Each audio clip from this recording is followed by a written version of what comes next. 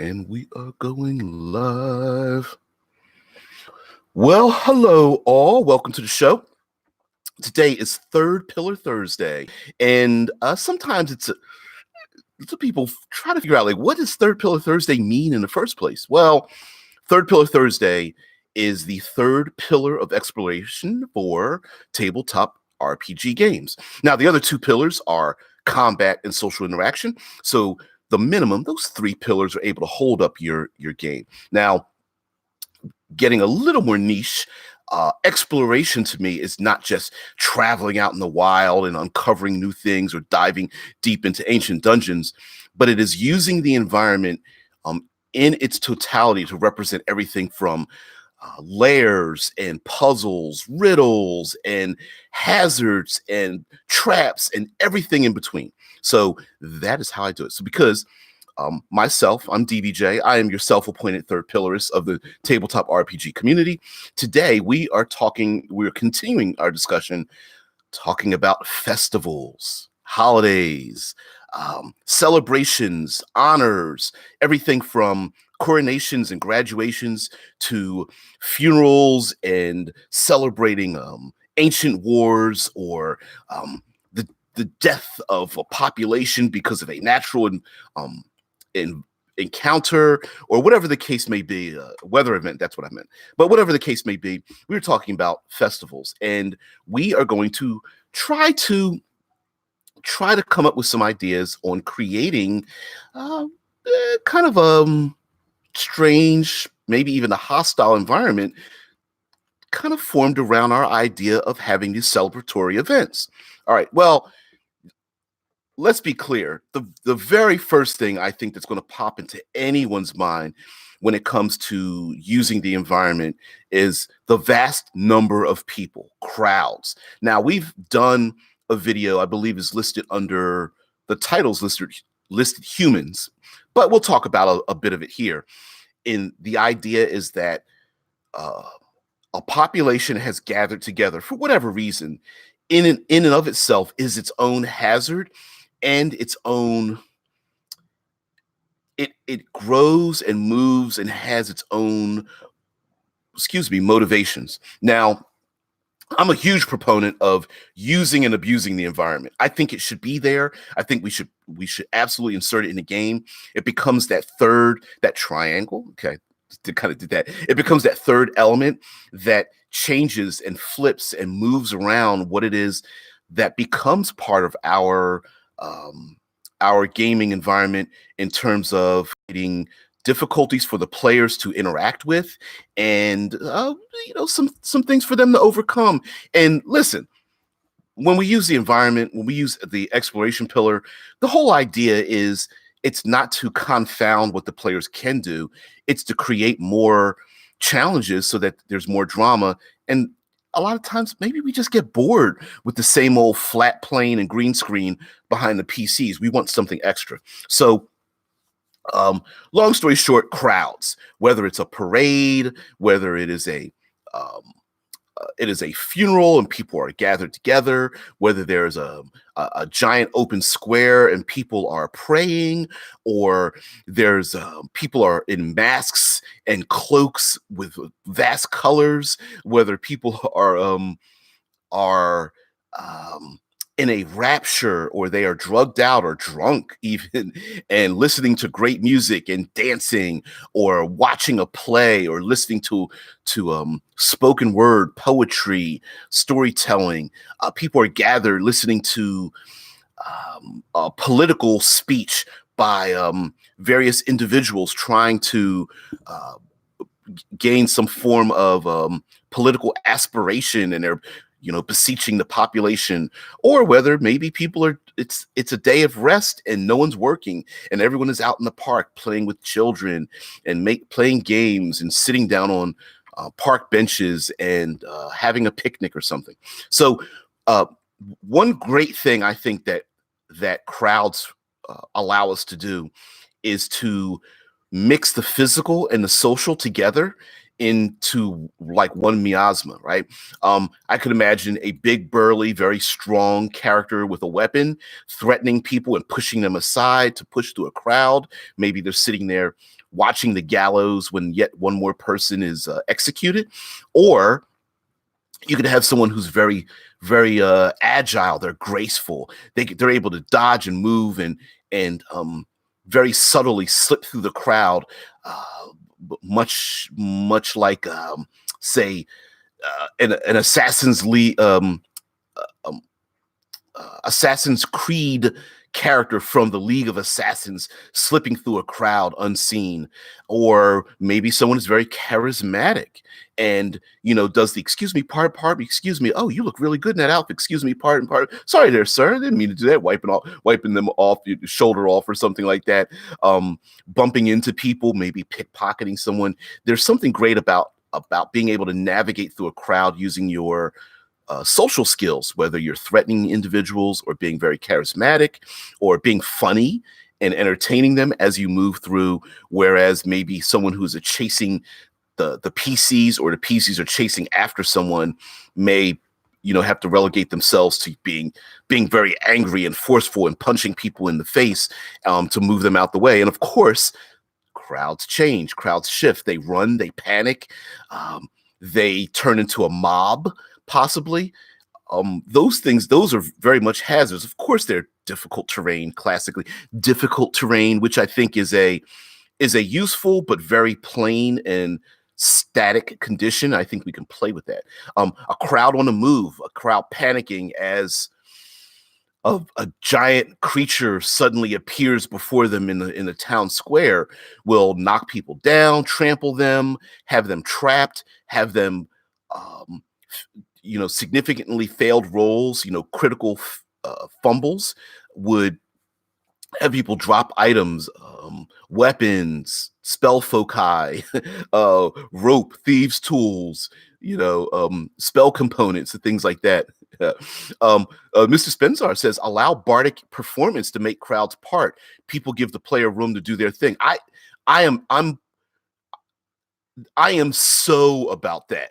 If a player says, could I use like some of my bardic inspiration, and instead of offering a benefit or a bonus or a die roll, like, could I use that for my skill roll to draw the crowd away? Maybe performing some like juggling routine, or they have a great singing voice, or they start playing music, or their acting is so good that everyone's enraptured by what they're doing and they're ignoring everything behind them. My thing is, hell yeah. Would that give a bonus to the rogue who's trying to slip a key out of the noble who's there in the crowd watching what's going on? Of course. Do you have inspiration, or do you get that bardic inspiration die because the bard is performing with their friends or something? Absolutely. And this is a great way to even include like the fighter who happens to have maybe a performance styled background. Yep. This has been the bagpipe bard players. Yeah. The gnome breaks out the kazoo. Me. But yes, the rock band PC group would perfectly fit in the big celebratory crowd, right? But yeah, crowds can be pretty dangerous. A human is easy to strike down. A crowd, a mob, is pretty dangerous.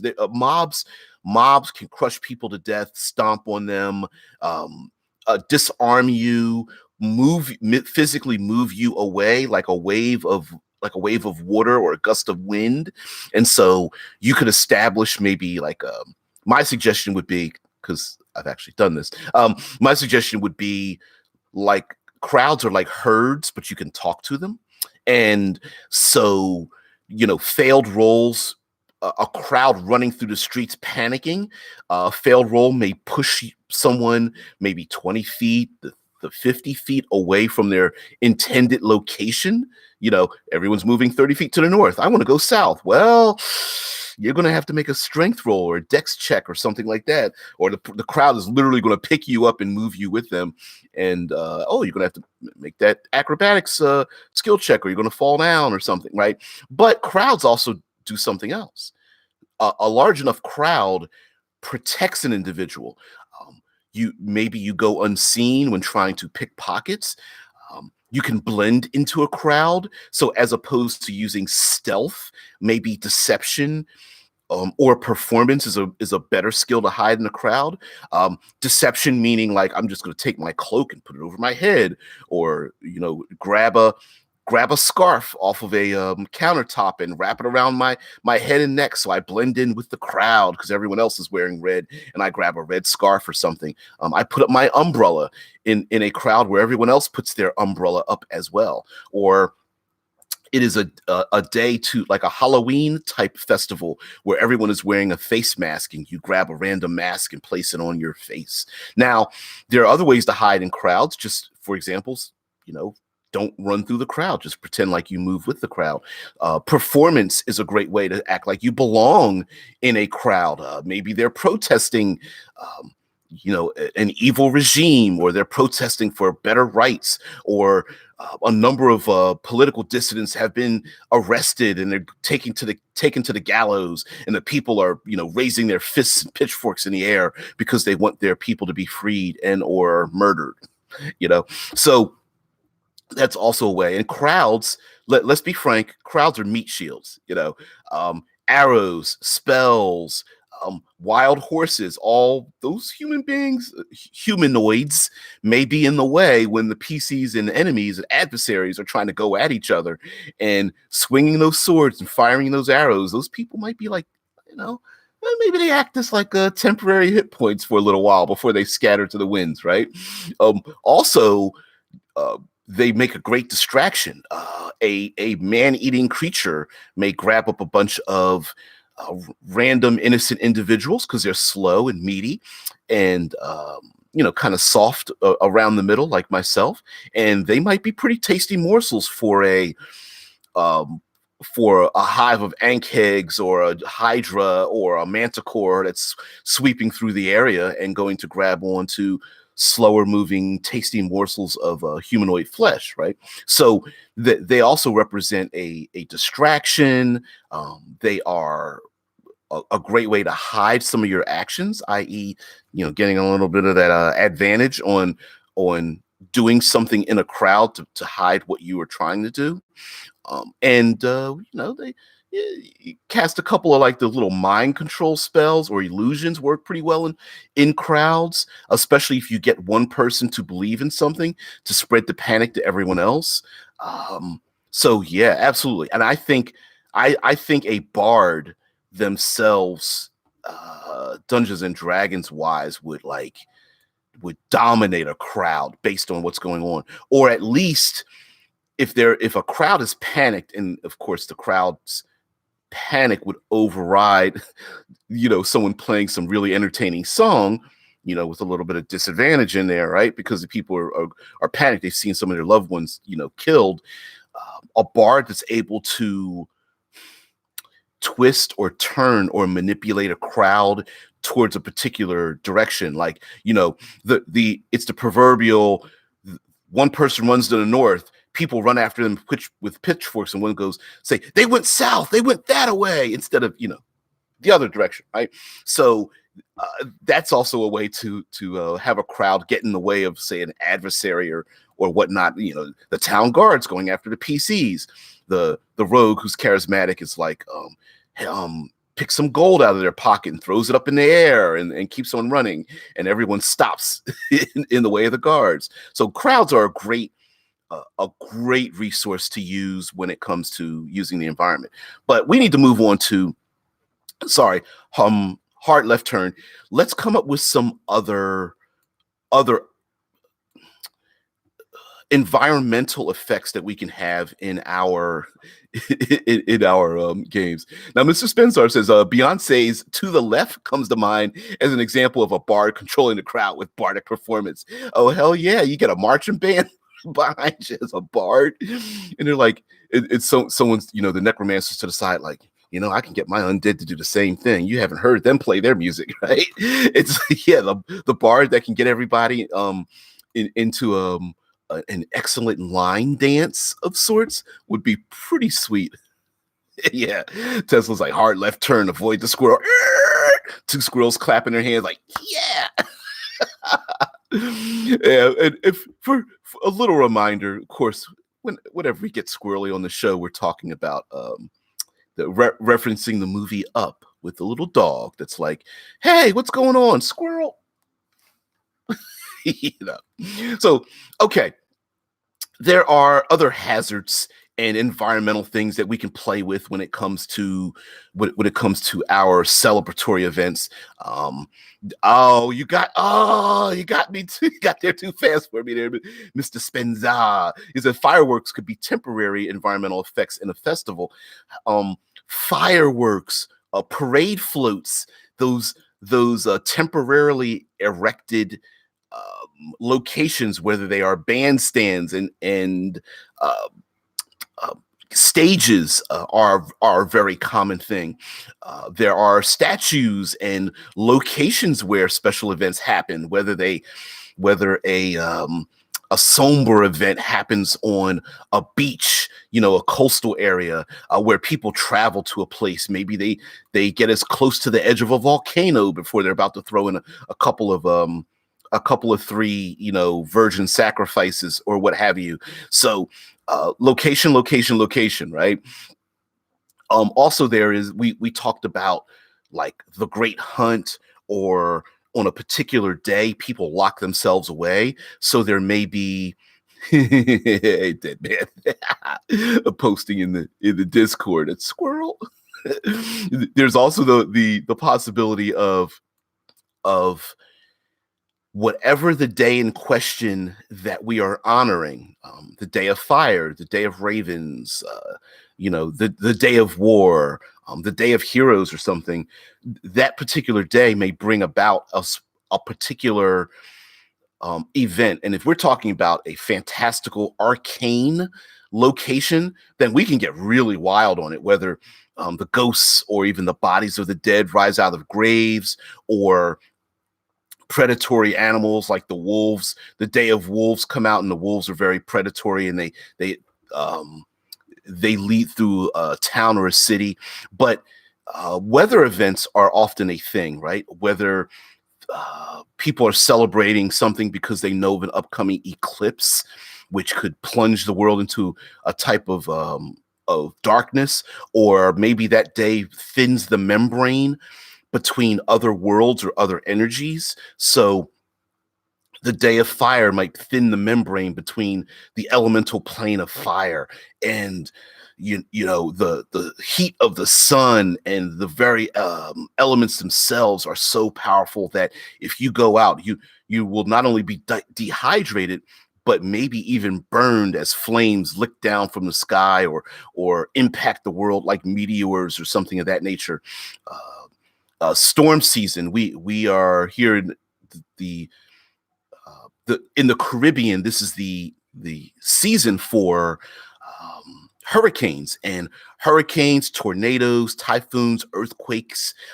Those things may be relatively predictable, based on your world, or like a farmer's almanac, and people are prepared to you know, give thanks for the harvest, but they know right after that storm season comes along, and we need the storms for the harvest, but they're also very dangerous. And so torrential winds and storms and things like that could come through, fog and rain and high winds, and all those kind of elemental effects could be happening in the world as well.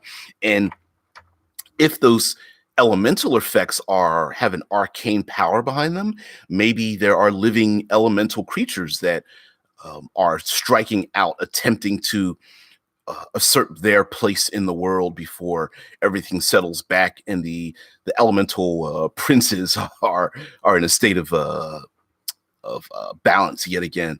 Mr. Spencer says a celebration of dead relatives could line up with the veil between this world and the next thins, so that people who are remembering their dead loved ones can reminisce with the spirits of the dead. Yes, and that was brought up before, where um, those of us wanting to incorporate adversaries into the world.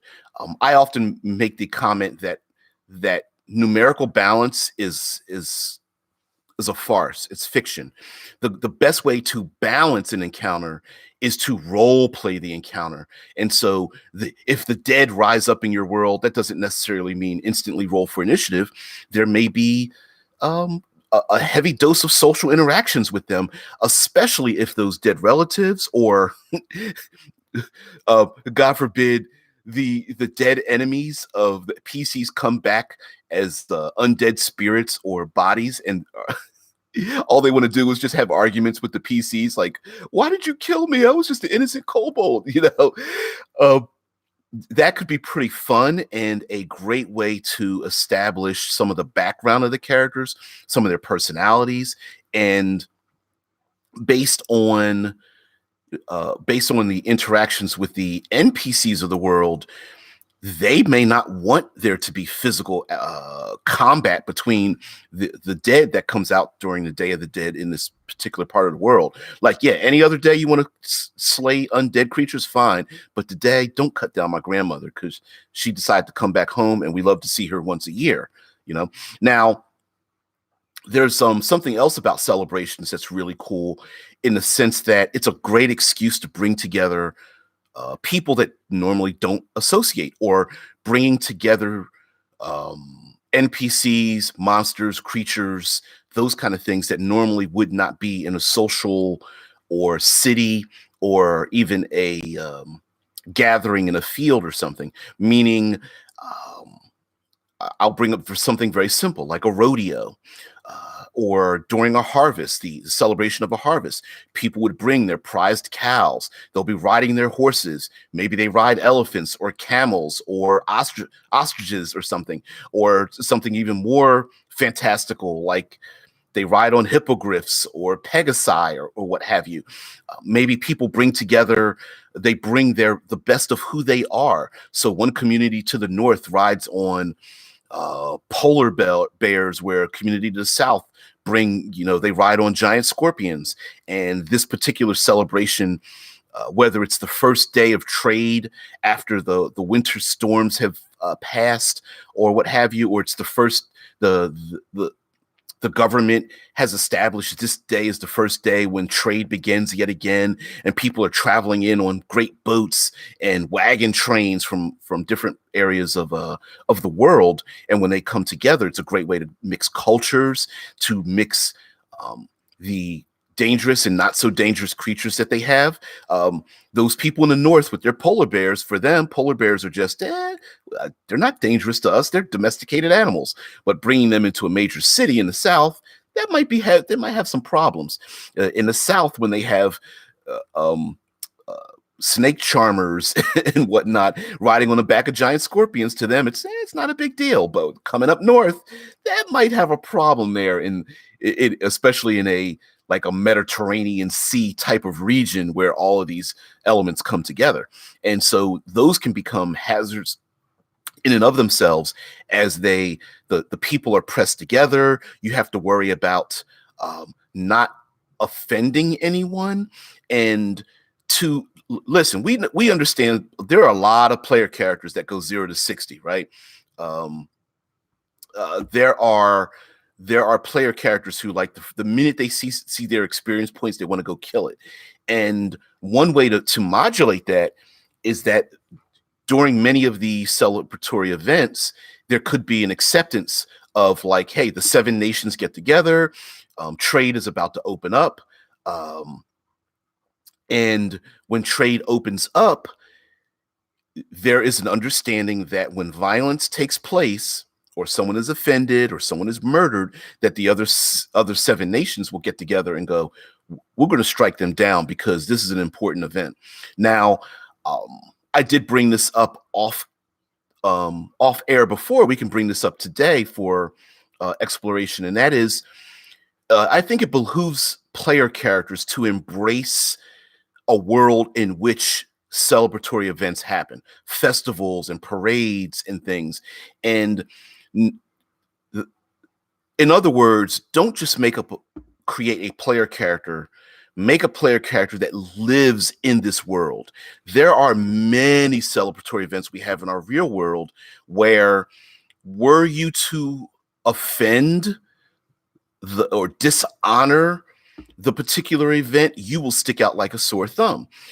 I would say just about every nation has some sort of national anthem, and for someone to ignore that national anthem, they stick out like a sore thumb.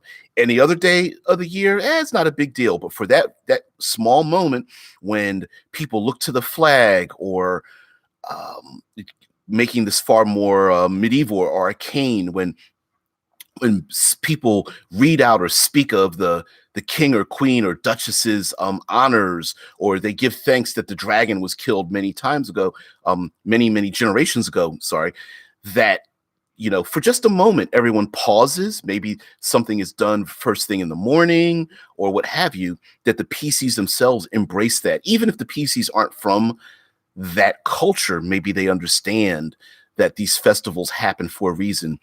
These honors happen for a reason. And so when people gather at the Wizard's Tower and there's a graduation of 7 of their students, that everyone, brings a small gift or what have you.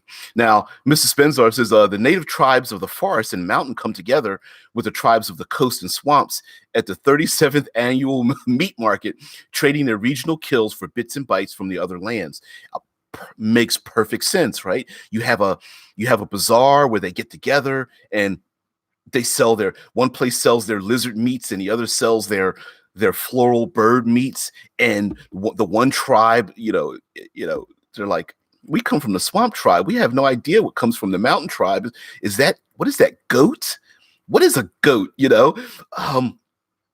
And so though bringing together those different elements really works. And if you want to add a little layer of strangeness or chaos or arcane on top of it, the fact that some of these tribal peoples, or they don't have to be tribal, they can come from any place you want, but when these outsiders come in, again, those northerners with their polar bears and those southerners with their giant scorpions might be like, what?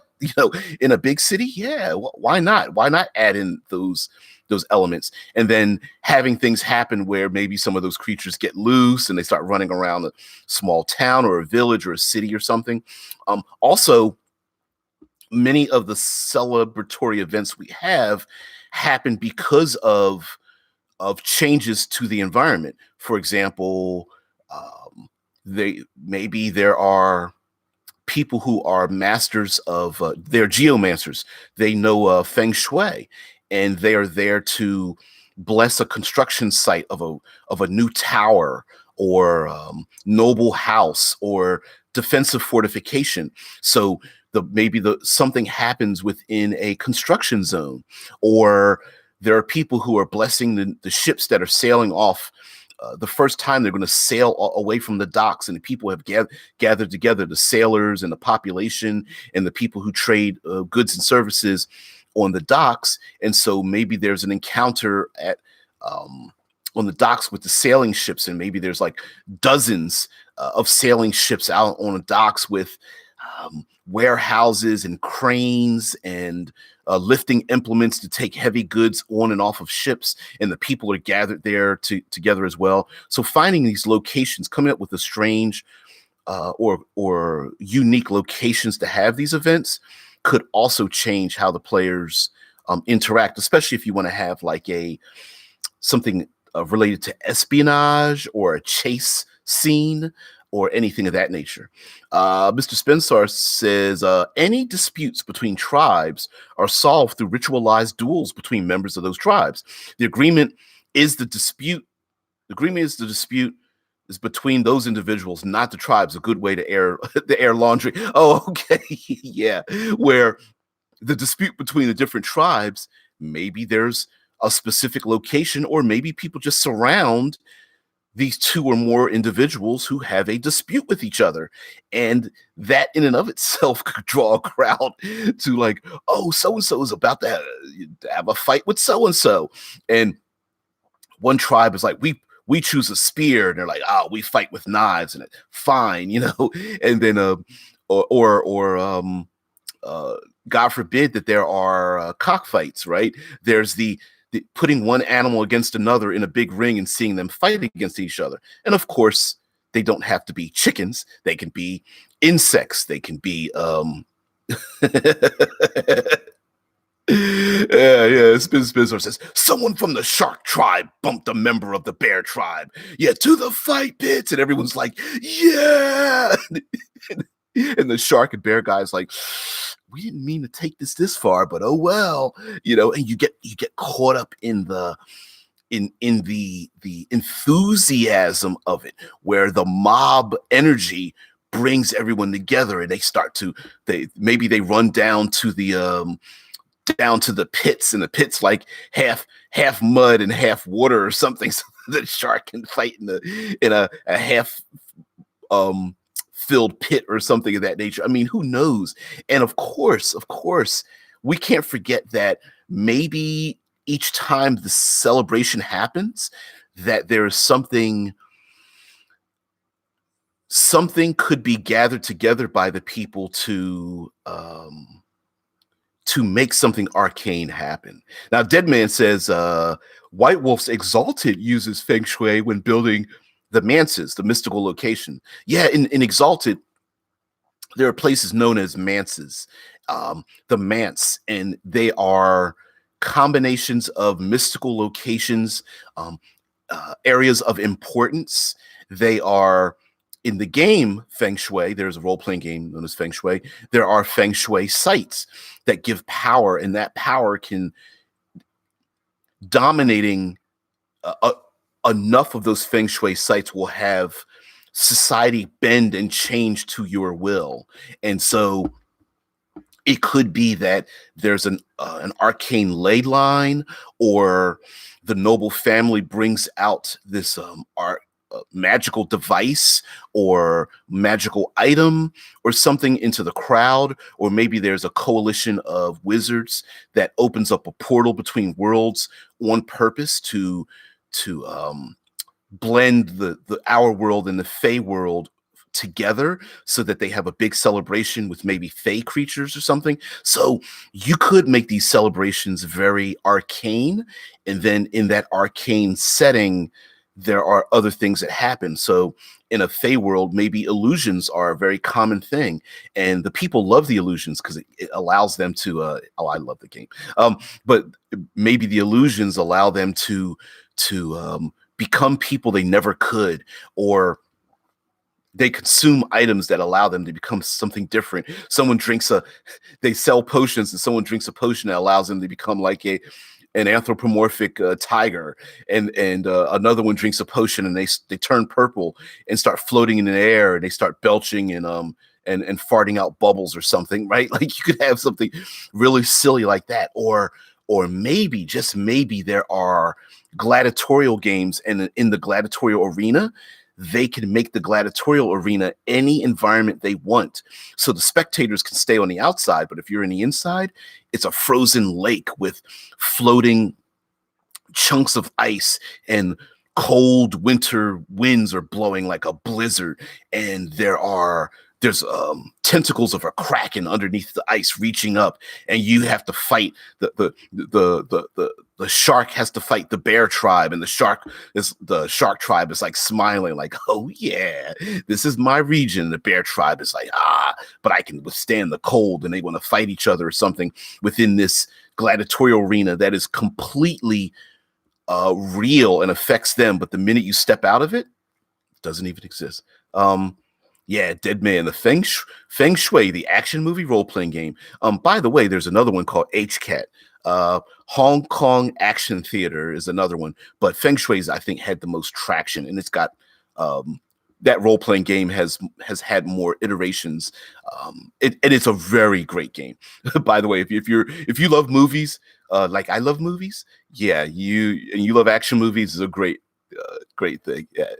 Very meta about the rules in the action genre. Now, also with the third pillar of exploration, yeah, he says currently in the second edition. First edition isn't that bad at all. Just cleaned up a lot of the rules and added a lot more of the options that were created, blended them together from the options from the first one, and made them permanent in the second one, or current, or whatever the case you might say. Now, in using exploration, of course, when it comes to exploring. One simple thing about exploring is gaining knowledge. And this is a great way to much a festival, follow me with this, a celebration, a festival, a coronation, a graduation, um, the honoring of the dead. This collection of people together is exactly what a tavern is used for. It is a moment in which it is a microcosm of your world writ small. So, in other words, a tavern, all a tavern represents in a role playing game is a microcosm.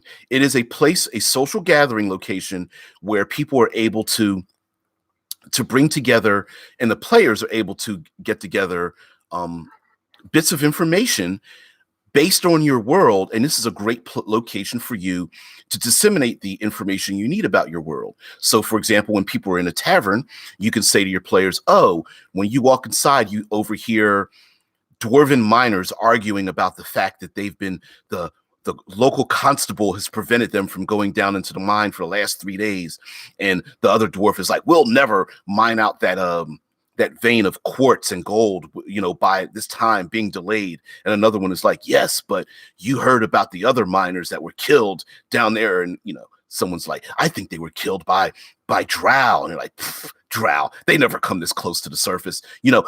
Great way to disseminate information. What's going on in your world?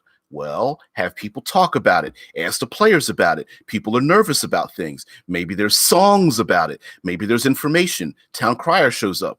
Well, players don't go to a tavern and you go, we've seen taverns before. Boring.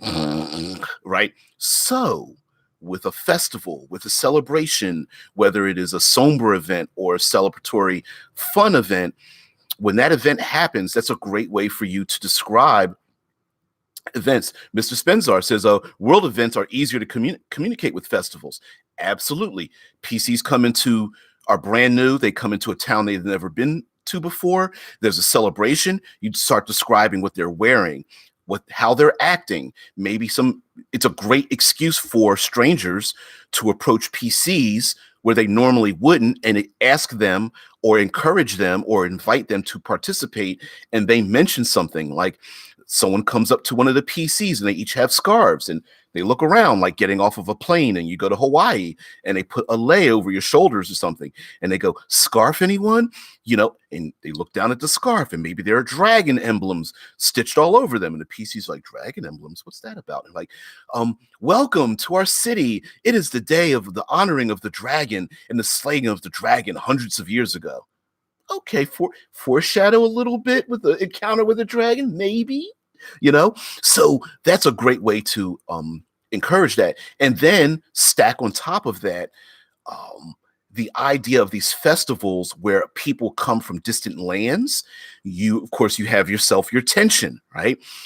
That group of coastal individuals that are shark worshipers that never come into the city are there, and maybe they're distraught about the hunting that is being done, the fishing that is being done by this local city. And sure, they're not going to be violent, but they're on the edge, and they don't like the fact that the festivals going on, and they're wasting good resources when we need to be talking about our fishing rights.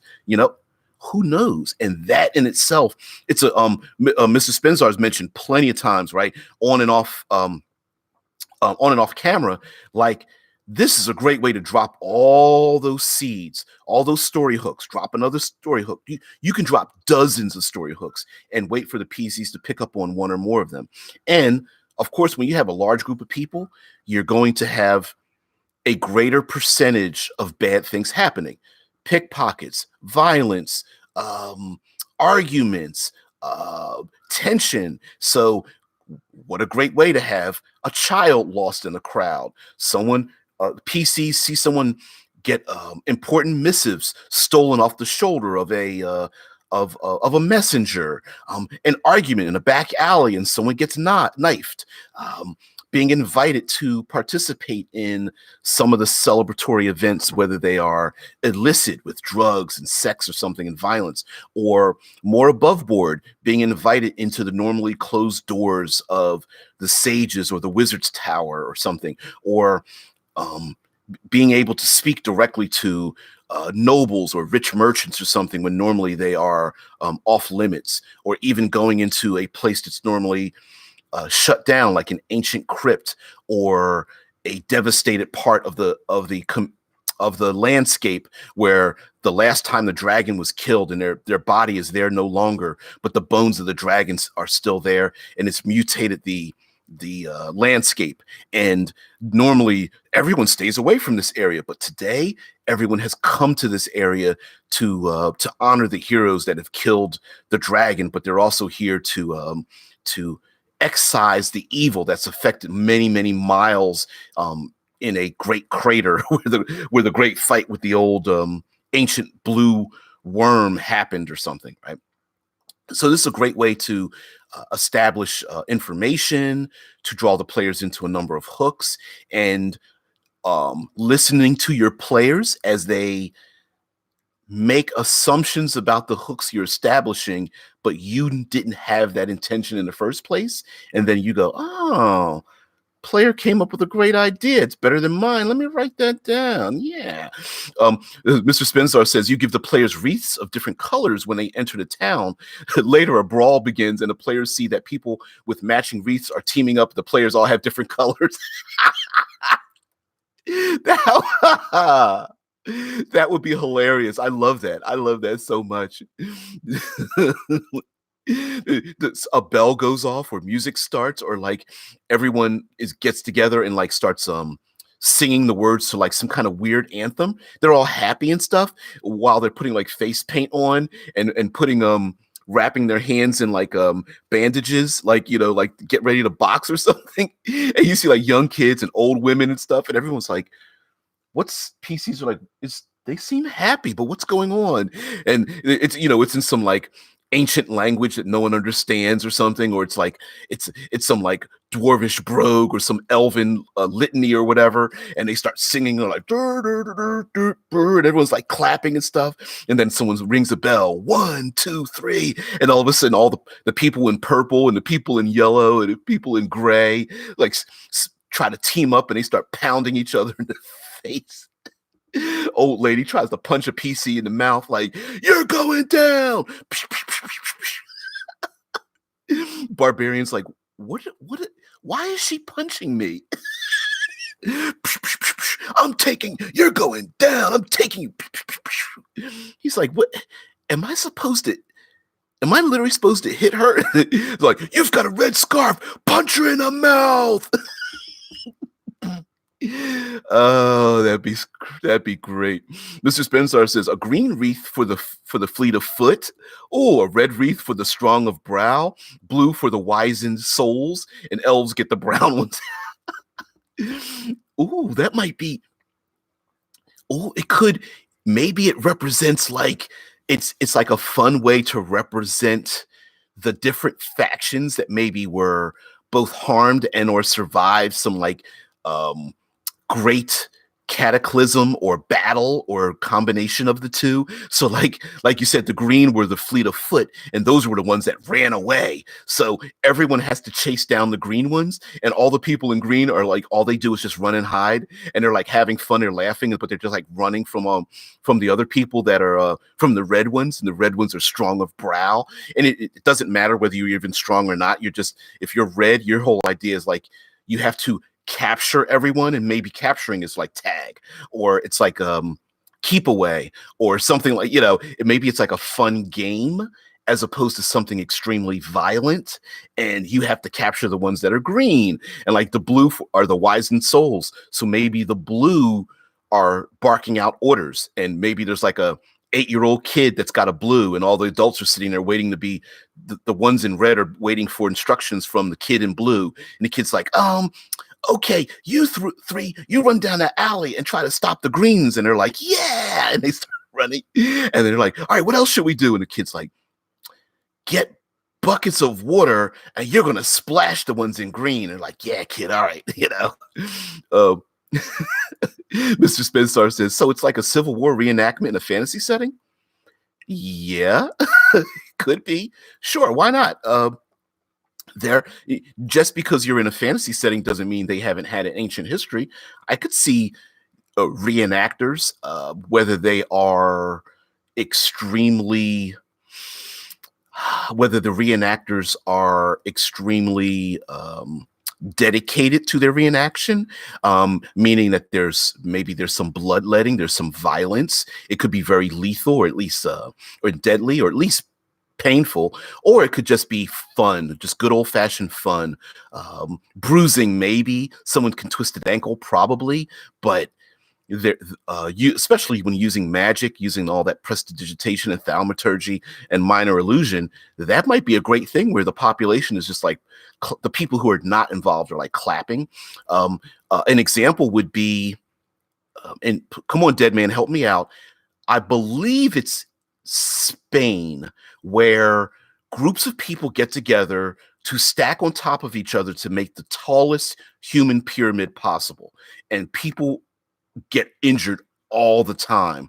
I believe there's the other one is the running of the bulls, right?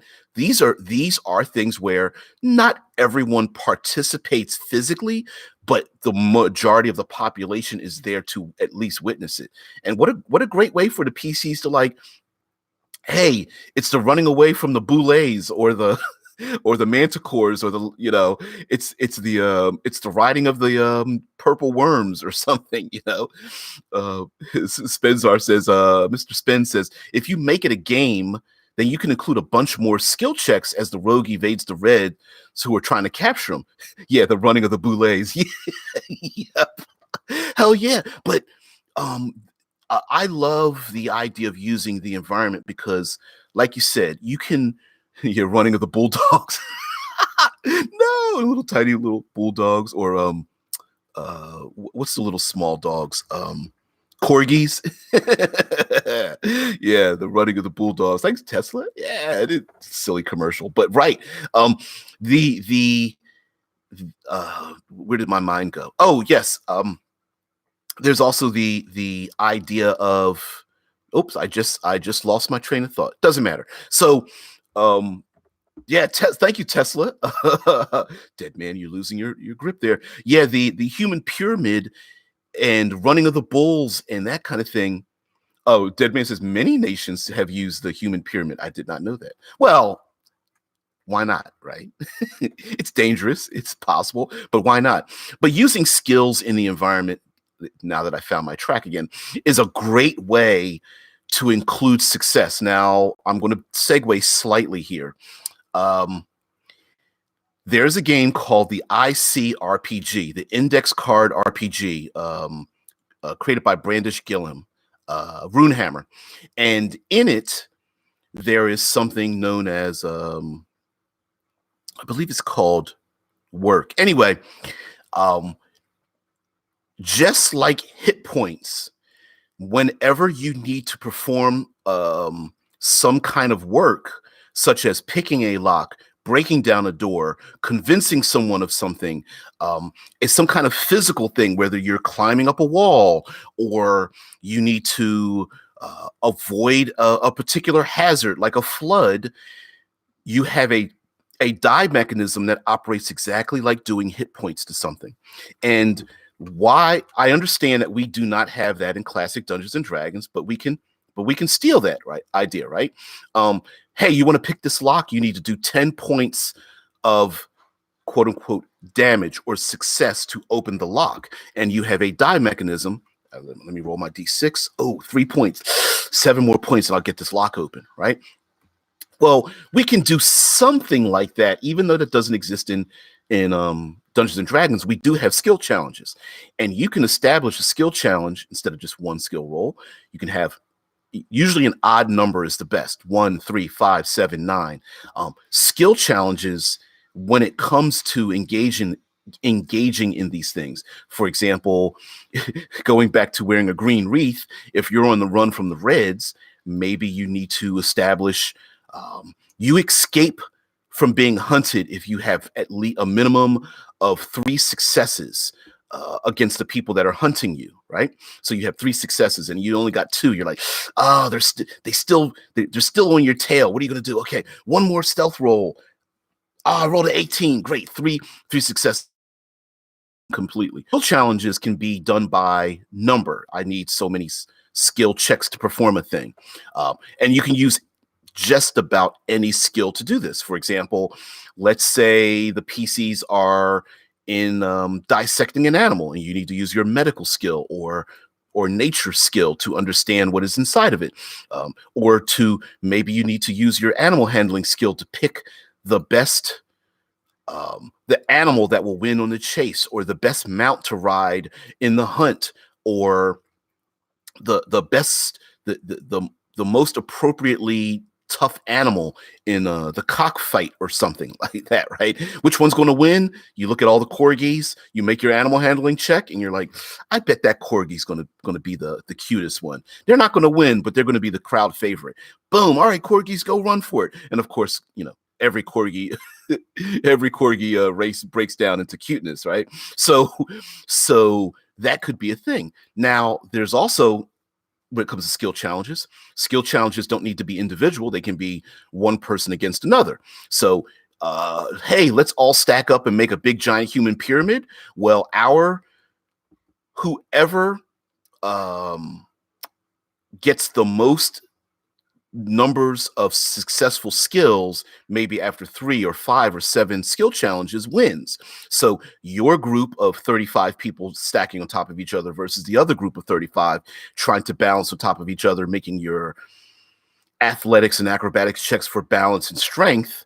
Whoever wins, I've got 1, you've got 0. Let's roll again. Okay. And then in between the skill rolls, you narrate, you describe, you role play out what the hell's going on. Rickard says, skill challenge of gaining a familiar. You must find an item related to the familiar you wish to bond, like an acorn. Okay, that's one skill challenge, right? And then during the celebration of bonding, you could present it to the familiar spirit. I would absolutely, I think that makes a perfect, that would make, some PCs might balk at that idea. And that's how you get a squirrel familiar. Hell yeah. But could you imagine a player character trying to gain, this is the first time they're able to gain or regain their familiar, and during the ceremony or celebration there are like 5 different familiars, and a unsuccessful skill check or number of skill checks means that one of the familiars walks away. So they wanted to get the frog, but they failed to check, so the frog leaves, and so there's only the squirrel and the bat and the snake left. And the PC's like, I wanted the frog to be my friend, but I roll and there.